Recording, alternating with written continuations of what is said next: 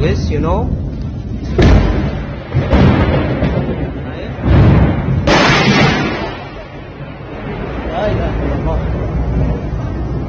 Very dangerous. سبحانك يا عزيز، لا إله إلا الله.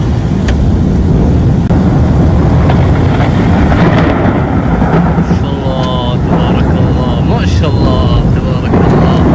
وش أصور وش أخلي وش. لا إله إلا الله. اللهم لا تحملنا ما لا طاقة لنا به. اللهم لا تحملنا ما لا طاقة لنا به. يا رب رحمتك يا الله. اللهم لا تحملنا ما لا طاقة لنا به.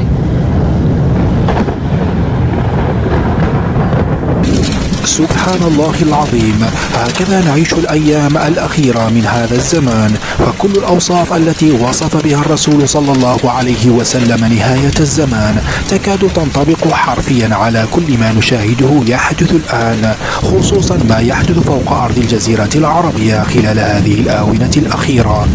فالأحداث العظام على وشك الظهور، نسأل الله أن يثبت قلوبنا بالإيمان ويحفظنا من فتن آخر الزمان.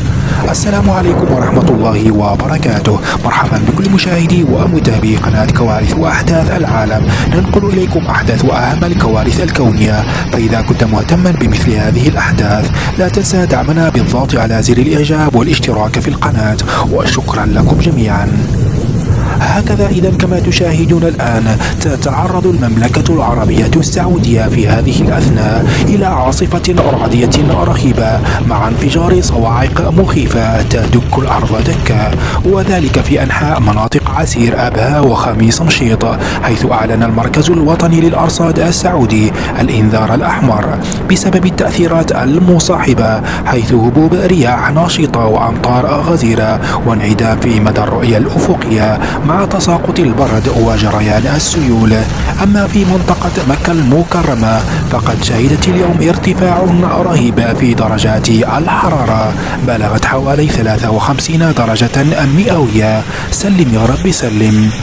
فما صرنا نشاهده يحدث الآن فوق أرض الجزيرة العربية ما هو إلا إرهاصات لما سيحدث في قادم الأيام.